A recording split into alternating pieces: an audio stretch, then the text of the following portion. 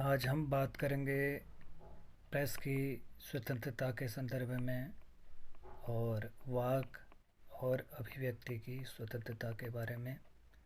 बच्चों, पूर्व में हमने बताया कि जो संविधान द्वारा हमें अधिकार प्रदान किए गए हैं वो मनुष्य के लिए, नागरिक के लिए कितने आवश्यक हैं, अति आवश्यक हैं।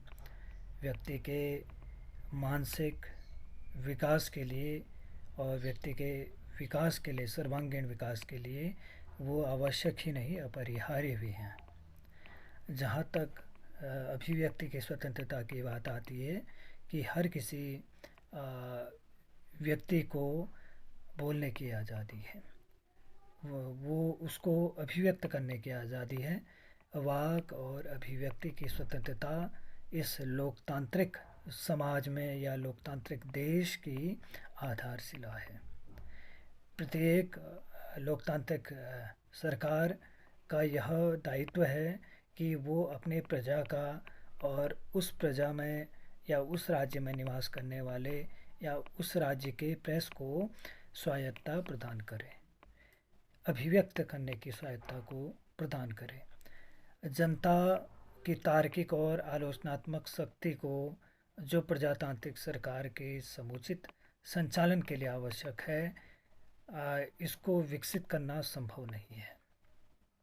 जहाँ तक अभिव्यक्ति की स्वतंत्रता की बात आती है कि शब्दों, लेखों और मुद्रण, जिसको हम प्रिंटिंग कहते हैं, या चित्र कहते हैं, या चित्र या चिन्ह या किसी अन्य प्रकार से अपने विचारों को अभिव्यक्त करना अभिव्यक्ति है। अभिव्यक्ति की स्वतंत्रता में किसी व्यक्ति के विचारों को किसी ऐसे माध्यम से अभिव्यक्त करना सम्मिलित है जिससे वह दूसरों तक संप्रेषित की जा सके। हमारी ऐसी अभिव्यक्ति, हमारी बोलने की इतनी स्वतंत्रता होनी चाहिए कि वह दूसरे तक पहुंच जाए। हम ऐसी बात बोलें कि वो दूसरे तक पहुंच जाए, और पहुंचाने के लिए जो विविध जो माध्यम हैं वो भी उसके दायरे में आते हैं। अभिव्यक्ति की स्वतंत्रता। और जहाँ तक प्रेस के संदर्भ में बात आती है कि प्रेस विचारों को अभिव्यक्त करने का एक सशक्त माध्यम है। हम अपने विचारों को प्रेस के माध्यम से, मीडिया के माध्यम से क्या करते हैं, दूसरे तक पहुंचाते हैं। कि इसमें एक लार्स मेन्सफील्ड एक व्यक्ति थे, उन्होंने कहा कि प्रेस की स्वतंत्रता का अर्थ है बिना सरकारी अनुज्ञा के विचारों को संपादित करना, अपने विचारों को दूसरे तक पहुंचाना, बशर्ते कि देश की सामान्य विधियों का उल्लंघन न किया हो। मैं आपसे पहले भी कहता आया हूँ कि हम इतना ऐसा बोलें जो व्यक्ति के लिए लाभान्वित हो, और यदि मेरा बोलना किसी की छवि को धूमिल करता है, कहीं किसी व्यवस्था को भंग करता है, या किसी व्यक्ति की गरिमा को ठेस पहुंचाता है, तो ऐसे बोलने पर अभिव्यक्ति की स्वतंत्रता का उल्लंघन होगा, और वहाँ पर कानूनी तौर पर संविधान के तहत निर्बंधन लगा दिए जाएंगे। जैसे अभिव्यक्ति की आज़ादी में 19(1) हमें बोलने की आज़ादी प्रदान करता है, और 19(2) अर्थात 19 ख हमें उस बोलने पर निर्बंधन लगा देता है यदि हमने अति बोल दिया है। क्योंकि प्रेस को इससे जो व्यक्ति के जो अधिकार हैं, स्वतंत्रता का जो अधिकार, वाक एवं अभिव्यक्ति का जो अधिकार है, वो प्रेस के लिए भी वही है। उसको कोई अलग से कोई उसके लिए अधिकार नहीं बनाया गया है, बल्कि कि इसी के तहत अभिव्यक्ति की स्वतंत्रता का अधिकार उसको प्राप्त है। दूसरा, अभिव्यक्ति की स्वतंत्रता के लिए कुछ अवयव हैं, जो तत्व हैं, कि एक तो अभिव्यक्ति की स्वतंत्रता सत्य की खोज के लिए हो, और व्यक्ति के स्वयं निर्णय लेने की क्षमता उत्पन्न हो। या फिर हम उसको कहें कि स्थायित्व और सामाजिक परिवर्तन में तालमेल बैठाने की बात हो, और या फिर हम कहें स्वयं को परिपूर्ण करने की इच्छा पैदा हो, तो उन अवयवों के तहत क्या होगा, अभिव्यक्ति की स्वतंत्रता को बल मिलेगा। और भारतीय संविधान के अंतर्गत जो मूल अधिकार हैं उनमें जो स्वतंत्रता जो हमें बोलने की आज़ादी का जो अधिकार है वो मिला हुआ है उसको, उसमें 19(1) मैं बार बार कह रहा हूँ कि 19(1) के तहत हम बोल सकते हैं, लेकिन 19(2) के तहत जो निर्बंधन लगेगा वो हमारे ज़्यादा बोलने पर, कि अगर हम गलत बोल देते हैं, सांप्रदायिक तनाव की स्थितियाँ हमारे बोलने से होती हैं, या फिर उससे राज्य की या राष्ट्र की सुरक्षा पर प्रश्न चिन्ह खड़ा होता है, तो वहाँ पर 19(2) के तहत निर्बंधन लगा दिया जाएगा। ये आप समझें। और इसके लिए कई निर्णय समय समय पर आए हैं, कि कई वाद जो मेनका का या प्रभुदत्त का या फिर केशवानंद भारती का और गोलकनाथ का जो वाद थे, ऐसे कई अनेक वाद जो आए, उन वादों के निर्णय में यह स्पष्ट किया गया कि भारतीय संविधान की सीमा को लांघने का प्रयास नहीं किया जाना चाहिए।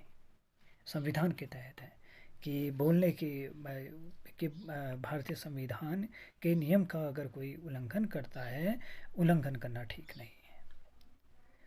यदि उल्लंघन होता है तो वहाँ पर क्या करना होगा, वहाँ पे क्या होगा, उस सीमा के दायरे के भीतर है तो वो मान्य है, लेकिन अगर उस सीमा के भीतर नहीं है, संविधान की सीमाओं के भीतर नहीं है, तो वहाँ पर निर्बंधन लगा दिया जाएगा। और जहाँ तक प्रेस के संदर्भ में अगर बात आती है, तो संविधान, भारतीय संविधान में देखा जाए तो संवैधानिक सभा में बोलते हुए संविधान सभा के या संविधान निर्माता डॉक्टर भीमराव अंबेडकर ने कहा था, प्रेस को ऐसा कोई विशिष्ट अधिकार नहीं प्राप्त है जो साधारण व्यक्ति को नहीं प्रदान किया गया हो। उसके संपादक या मैनेजर समाचार पत्रों के माध्यम से ही अपनी अभिव्यक्ति एवं अधिकार का प्रयोग करते हैं। इस हेतु संविधान में विशेष उपबंध की कोई व्यवस्था नहीं की गई है। साकल पेपर्स बनाम भारत संघ जो के बाद में समाचार पत्र में पृष्ठों की संख्या बढ़ाने एवं उसके मूल्य में वृद्धि से संबंधित या हाईकोर्ट द्वारा यह कहा गया कि वाक एवं अभिव्यक्ति की स्वतंत्रता में प्रेस की स्वतंत्रता भी सम्मिलित है, कि क्योंकि समाचार पत्र विचारों को अभिव्यक्त करने का एक माध्यम है। समाचार पत्र होता है उसमें हम अपनी बात को अभिव्यक्त कर सकते हैं, लोगों तक संचारित कर सकते हैं, लोगों तक अपनी बात को हम कम्युनिकेट कर सकते हैं। ये हमारे जो साकल पेपर्स बनाम जो आपके क्या कहते हैं बनाम भारतीय संघ जो है, उसमें भी ये स्पष्ट होता है। और अनुच्छेद 19 के तहत तो अपने हम विचारों को अभिव्यक्त करते हैं, और 19(2) जो या 19(ब) या 19(ख) उसके तहत हमारे बोलने की आज़ादी अगर सीमा से बाहर है तो वहाँ पर वो निर्बंधन या रोक लगा दी जाएगी प्रेस के संदर्भ में भी। ये मैं आपको ये बताया। और उसके बाद कई ऐसे आपके जो न्यायालय के निर्णय आए हैं, मेनका गांधी बनाम भारतीय संघ का मामला, इसमें न्यायालय ने प्रेस को एक अपरिहार्य बताया है समाज के लिए। और फिर भारतीय संविधान के अनुच्छेद 19(1) के तहत अगर बात की जाए तो भारत में प्रत्येक नागरिक को वाक एवं अभिव्यक्ति की स्वतंत्रता है, फ्रीडम टू एक्सप्रेस, अपने बोलने की आज़ादी है, वो मूल अधिकार प्रदान किया गया है। अभिव्यक्ति विचारों को आदान प्रदान करने का एक माध्यम है। एक अभिव्यक्ति होती है वो विचारों को आदान प्रदान करने का एक सशक्त माध्यम है। और यह अधिकार भारतीय संविधान की 19(1)(अ) में सम्मिलित है। 19(1)(अ) के तहत रोमेश थापर बनाम Coleman and company express newspaper आदि महत्वपूर्ण मामलों में भी हाईकोर्ट ने प्रेस की स्वतंत्रता को नए आयाम स्थापित करने वाला बताया है।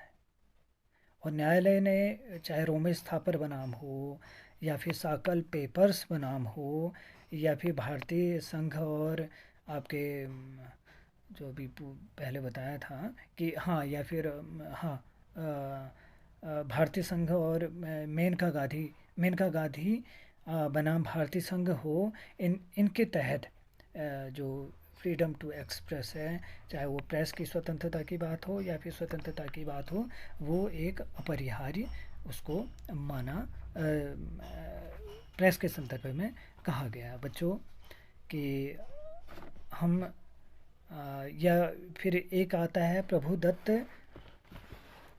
बनाम भारतीय संघ के मामले में हाई कोर्ट ने यह अभी निर्धारित किया, मतलब यह डिसीजन दिया कि प्रेस की स्वतंत्रता में सूचनाओं और समाचारों को जानने का अधिकार भी शामिल है। प्रेस को व्यक्ति से साक्षात्कार के माध्यम से सूचनाएं जानने की स्वतंत्रता है, किंतु जानने की स्वतंत्रता अत्यंतिक नहीं है और उसके ऊपर युक्तियुक्त निर्बंधन अभियोजित किया जाता है कि 19(1) के तहत 19(1) के तहत कि वो अत्यंतिक नहीं है कि आपको यदि वहाँ पर उल्लंघन, सीमा का उल्लंघन हो रहा हो तो आप पर कानूनी रूप से निर्बंधन लगा दिया जाएगा। संविधान के तहत निर्बंधन लगा दिया जाएगा। और निर्बंधन कब कब लगेगा, इसका जिक्र मैं अगली वीडियो में आपको दूंगा। सादर नमस्कार।